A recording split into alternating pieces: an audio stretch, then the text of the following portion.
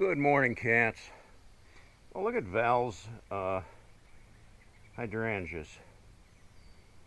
She would absolutely love this. She had wanted these were just struggling for years, and they never really had any blossoms on it. And this year, this thing's loaded with blossoms, and I see a couple starting on that one over there. Cool. Well, what's happening, my friends? It's a beautiful morning. I'm about ready to get on the bike and take a ride.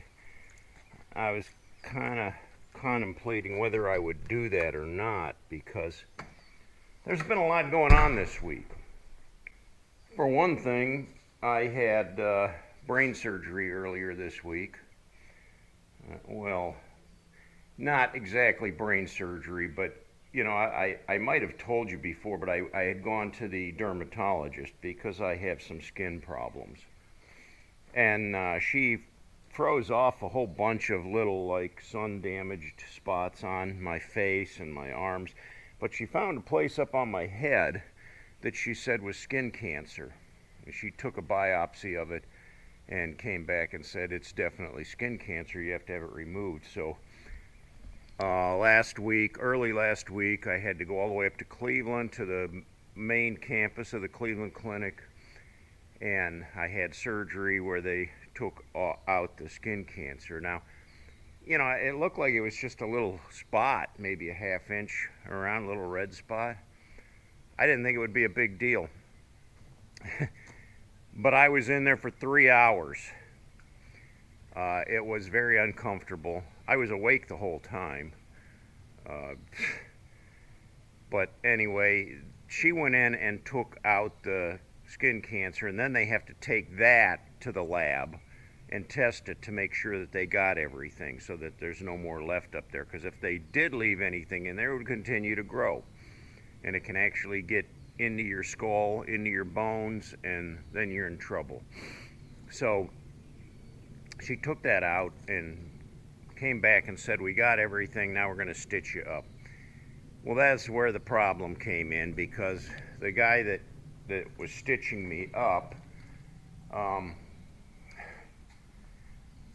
he was having a struggle. He somehow had nicked a blood vessel, and so they couldn't stop the bleeding. It just kept bleeding and bleeding and bleeding. They were putting pressure on it and trying all kinds of different things. And finally he says, we're going to have to tie that blood vessel off. So it was painful, even though they had given me, anesthetic around the area that they were working on. It still hurt. I could still feel it. They tied off the blood vessel and they got the bleeding to stop, and then they put a pressure bandage on there, which is what you see in the picture, that covered the whole side of my face. I didn't know what was underneath there, but I had to leave that on for a couple days, and then when I took it off, it was still bleeding. My head was still bleeding. Not real bad, but I was able to, clean it up and get another bandage on there pretty quick to kind of hold back the dam. I didn't want to lose all my marbles. I've already lost enough of them. So that was, somewhat traumatic, even though it wasn't major. It hurt. For 2 days, it felt like somebody hit me in the head with a baseball bat. I mean, it hurt. And that was with pain meds, too. So it was rough sleeping. I could not lay on this side. Right now I just have a smaller bandage on there, but it's still very tender and sore. So I don't know how it's going to be on the bike today. I think the brim of my hat comes down below it, so I can tighten up my hat. I should be able to ride okay. Because I want to take advantage of the weather while I can. Beautiful weather. Happy Father's Day, by the way. It is Father's Day. I am a father. I don't know whether I'll hear anything from my kids or not today. I would hope to, but that's up to them.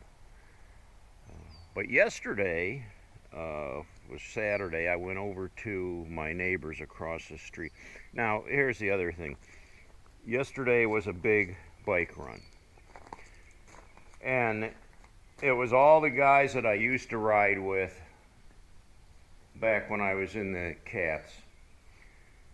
And it was the president of the Cats actually invited me to come along on the ride today because I had been a member, many, many years back. And his thing is, once you're in, you're always in. Well, I gave it a lot of consideration. I mean, I quit running with those guys. Some of those guys had betrayed me. Some of them are already dead and gone. And I don't know what happened to some of the other ones, but there's a couple of good guys in that group. But still, I was kind of contemplating, do I want to ride with those guys or don't I? And I mean, I actually had to pray about it because I'm thinking, I know what that group is like. I know some of those guys. I know they're going to stop at the bar. I know they're going to drink, and a lot of them are cigarette smokers too, which I abhor. I smoked for a long time. Cigarettes are what killed my wife, and I can't stand smelling other people's cigarette smoke. Anyway, that wasn't my reason for not going, but I just had to contemplate, is that what I want to do all day Saturdays, hang out with those guys again? Something came up though.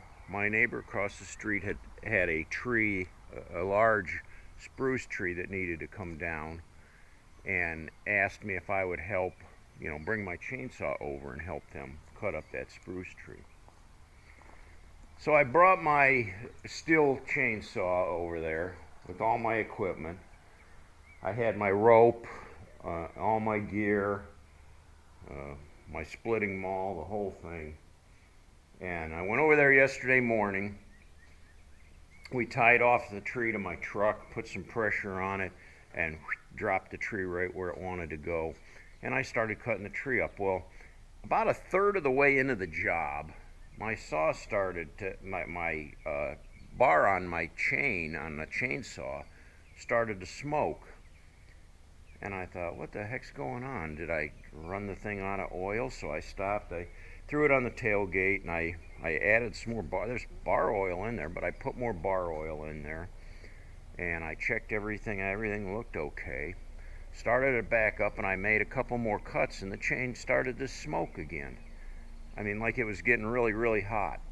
And I couldn't figure it out. So I took it on the tailgate of my truck, and I took it all apart, stripped it down to the clutch, and everything looked like it was fine. I couldn't find anything wrong. So I put it back together, and I tried cutting with it again, and it worked for just a couple of minutes, and then the chain started to bind up where the chain wouldn't eat. It was like the chain lock was on. I couldn't even get the chain to go around. So I apologized. I said, well, sorry, I only got part of the tree cut up, and I couldn't, my saw just quit working. I can't cut the rest of it up for you. But I said, here's what we'll do. I got my tow chain. I hooked it up to my Silverado, and I dragged that whole spruce tree. It was like a 45-foot tall spruce tree, but I had some of the load off of it, and I chained it up to the truck, and I dragged it all the way to the back of their property and parked it back there, the whole tree. And I said, well, that way when I get my saw running again, I'm going to have to take my saw into the shop. I don't know what's wrong with it. Maybe the clutch is going out on it or something. But I said, we'll see, and then I'll come back and I'll cut it up at a later date. So I brought my saw back here, and I tore it all down again. And I started thinking, it wasn't too long ago, and I haven't used it a lot lately, but it was earlier in the spring that I put a brand new chain on there. And I didn't really give it a whole lot of consideration. I mean, I went and I bought, I had them give me the chain that was for this saw, so I thought. However, Let me see. Okay, here's the new chain. It's an Oregon chain. It's a 20-inch. That's a 20-inch bar. But it's a different number of links on there. So it did not, the links on that new chain were not meshing with the gears, the drive gear, the drive sprocket, and the bar tip sprocket. So after so many rotations, of course, it would start to bind. It was the wrong chain for that saw. So I pulled out my old chain and sharpened it up, put it on there, and the thing works fine. So here the problem was the chain. I mean, I would have had no clue that they sold me the wrong chain. You know, when I went in there, I just said, hey, it's a Stihl Farm Boss 20-inch bar, and they handed me the chain, and I bought it. Wrong chain though. So if I'm going to replace that, I got to make sure that I get the right chain for that. But anyway, I went back over there and I finished cutting up the whole rest of the tree. Cut like a breeze, worked perfectly, and we got the whole job done. Now we got a massive pile of brush over there, and once it dries out and cures, we're going to have a big bonfire over there and torch it. So it was my reward yesterday to help them rather than go on that bike run. And I say that it was very rewarding because they were very pleased. They didn't have to pay a tree company probably close to $1,000 to remove a tree for them. I was able to go over there and do it for them. And you know, I gave up my time. I mean, I ended up spending a good part of my day over there. And it was fulfilling for me. I was glad that I did it. I was glad that I didn't go on the run with the other guys because, you know, when you weigh out the rewards of both, of course I love riding. Of course I love riding with other people, depending on who I'm riding with. And I almost felt like I was making a sacrifice in a way, but I made the right decision. I really did. So we had a big cookout over there, and they had burgers and brats and hot dogs and potato salad and macaroni salad and pies and cookie. Somebody made homemade chocolate chip cookies over there. And, you know, I've been on this keto diet. I'm already down more than 20 pounds, and my weight continues to drop. I'm feeling way better, much healthier than when I was pushing 270. So I'm feeling much better now, and I'm going to continue to keep dropping down the weight. But I went off my diet over there for the cookout because the burgers were good, and all the other sides that went with it were good. I mean, they grilled some pineapple, and they grilled watermelon. I've never heard of that before. They took watermelon slices and threw it on the hot grill and charred both sides of it. That was different. Not sure that I like charred watermelon. I like watermelon, just, you know, the way it is. But the grilled pineapple was really tasty. That was good. So we had a really good time, and then they had a little campfire over there, and we sat around the campfire till I sat there until 11 o'clock at night before I came back home here. I'm very thankful that I have good neighbors. They look out for me, they watch out for me, and I help them out whenever they need a hand. So life's good. Well, that's where I'm at today. You know what I'm going to do this morning, though? About 4 or 5 miles north of here is a town called Litchfield, and they have this huge flea market there every Sunday. They just have a great big flea market area. It's big, and a lot of vendors there. So I'm going to ride the bike up to the flea market, and I'm going to browse around there for an hour or so. And then I'm going to head into Wellington, Ohio, and meet my buddy for breakfast at the Forts Tavern, which is what I do sometimes on Sunday mornings. And we have a nice breakfast there, and just a good camaraderie. And sometimes our other buddies will show up there too for breakfast. So it's kind of fun. Oh, last night, I don't know how I did it. I had the garage all locked up, but I left the garage door open where my truck is. And of course, the raccoons got in, came around and got into and they had trash scattered all over my garage. I swear when they did this surgery up here, they lost some of my marbles. The man door was locked. The truck bay was wide open all night long. Great. All right, cats, I'm going to get wound up here and head out. Nice chatting with you today. For you guys that are fathers, happy Father's Day. I hope your day is blessed.